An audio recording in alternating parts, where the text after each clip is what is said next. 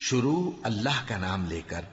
جو بڑا مہربان نہایت رحم والا ہے۔ سب تعریف اللہ ہی کو ہے جس نے اپنے محبوب بندے محمد صلی اللہ علیہ وآلہ وسلم پر یہ کتاب نازل کی اور اس میں کسی طرح کی کجی اور پیچیدگی نہ رکھی، بلکہ سیدھی اور سلیس اتاری تاکہ لوگوں کو عذاب سخت سے جو اس کی طرف سے آنے والا ہے ڈرائے، اور مومنوں کو جو نیک عمل کرتے ہیں خوشخبری سنائے کہ ان کے لیے ان کے کاموں کا نیک بدلہ یعنی بہشت ہے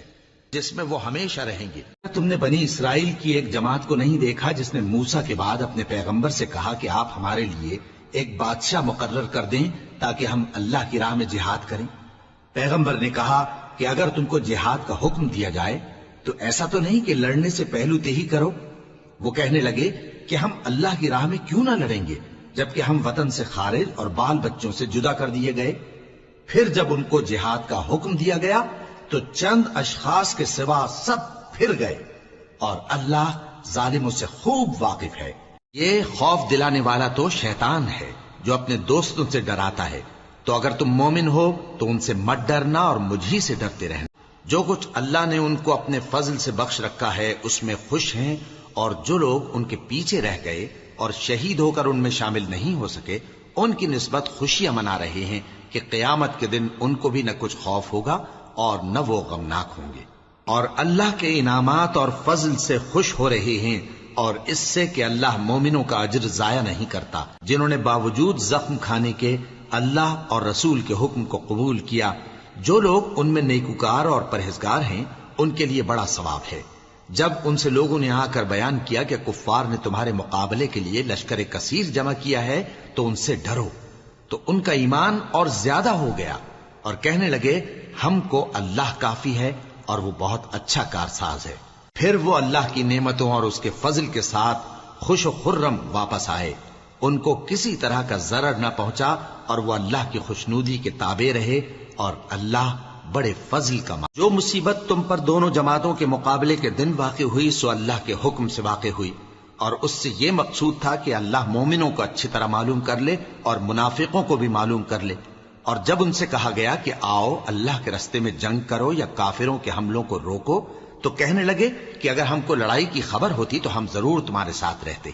یہ اس دن ایمان کی نسبت کفر سے زیادہ قریب تھے، منہ سے وہ باتیں کہتے ہیں جو ان کے دل میں نہیں ہیں، اور جو کچھ یہ چھپاتے ہیں اللہ اس سے خوب واقف ہے۔ یہ خود تو جنگ سے بچ کر بیٹھ ہی رہے تھے، مگر جنہوں نے اللہ کی راہ میں جانیں قربان کر دیں اپنے ان بھائیوں کے بارے میں بھی کہتے ہیں کہ اگر ہمارا کہا مانتے تو قتل نہ ہوتے۔ کہہ دو کہ اگر سچے ہو تو اپنے اوپر سے موت کو ٹال دینا۔ جو لوگ اللہ کی راہ میں مارے گئے ان کو مرے ہوئے نہ سمجھنا، وہ مرے ہوئے نہیں ہیں بلکہ اللہ کے نزدیک زندہ ہیں اور ان کو رزق مل رہا ہے۔ بھلا جو شخص اللہ کی خوشنودی کا تابع ہو وہ اس شخص کی طرح ہو سکتا ہے جو اللہ کی ناخوشی میں گرفتار ہو، اور جس کا ٹھکانہ دوزخ ہے اور وہ برا ٹھکانہ ہے۔ سب لوگوں کے اللہ کے ہاں مختلف درجے ہیں اور اللہ ان کے سب اعمال دیکھ رہا ہے۔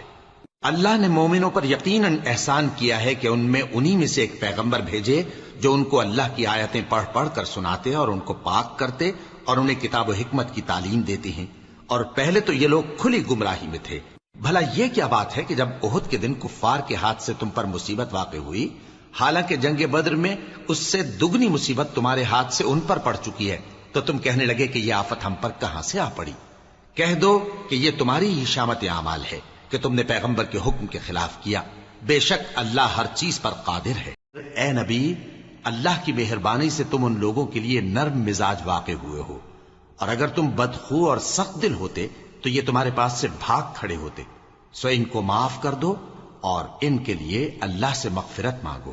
اور اپنے کاموں میں ان سے مشورت لیا کرو،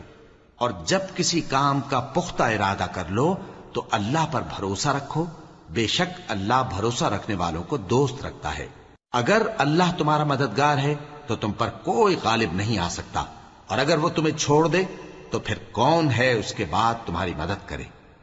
اور مومنوں کو تو چاہیے کہ اللہ ہی پر بھروسہ رکھیں، اور کبھی نہیں ہو سکتا کہ کوئی پیغمبر خیانت کرے، اور خیانت کرنے والوں کو قیامت کے دن خیانت کی ہوئی چیز اللہ کے روبرو لا حاضر کرنی ہوگی، پھر ہر شخص کو اس کے اعمال کا پورا پورا بدلہ دیا جائے گا، اور ان کے ساتھ بے انصافی نہیں کی جائے گی۔ تم میں سے احد کے دن جبکہ مومنوں اور کافروں کی دو جماعتیں ایک دوسرے سے گتھ گئیں، جنگ سے بھاگ گئے، تو ان کے بعض افعال کے سبب شیطان نے ان کو پھسلا دیا تھا،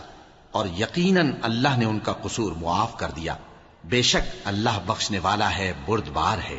مومنوں، ان لوگوں جیسے نہ ہونا جو کفر کرتے ہیں، اور ان کے مسلمان بھائی جب اللہ کی راہ میں سفر کریں اور مر جائیں، یا جہاد کو نکلیں اور مارے جائیں، تو ان کی نسبت کہتے ہیں کہ اگر وہ ہمارے پاس رہتے تو نہ مرتے اور نہ مارے جاتے،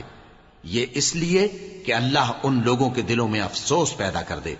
اور زندگی اور موت تو اللہ ہی دیتا ہے، اور اللہ تمہارے سب کاموں کو دیکھ رہا ہے۔ اور اگر تم اللہ کے راستے میں مارے جاؤ یا مر جاؤ تو جو مال و متاع لوگ جمع کرتے ہیں اس سے اللہ کی بخشش اور رحمت کہیں بہتر ہے،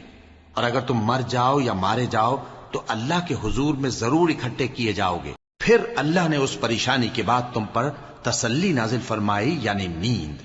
کہ تم میں سے ایک جماعت پر طاری ہو گئی، اور کچھ لوگ جن کو جان کے لالے پڑ رہے تھے اللہ کے بارے میں ناحق ایام کفر کے سے گمان کرتے تھے، اور کہتے تھے بھلا ہمارے اختیار کی کچھ بات ہے؟ تم کہہ دو کہ بے شک سب باتیں اللہ ہی کے اختیار میں ہیں۔ یہ لوگ بہت سی باتیں دلوں میں مخفی رکھتے ہیں جو تم پر ظاہر نہیں کرتے تھے۔ کہتے تھے کہ ہمارے بس کی بات ہوتی تو ہم یہاں قتل ہی نہ کیے جاتے۔ کہہ دو کہ اگر تم اپنے گھروں میں بھی ہوتے تو جن کی تقدیر میں مارا جانا لکھا تھا وہ اپنی اپنی قتل گاہوں کی طرف ضرور نکل آتے۔ اس سے غرض یہ تھی کہ اللہ تمہارے سینوں کی باتوں کو آزمائے اور جو کچھ تمہارے دلوں میں ہے اس کو صاف کر دے، اور اللہ دلوں کی باتوں سے خوب واقف ہے۔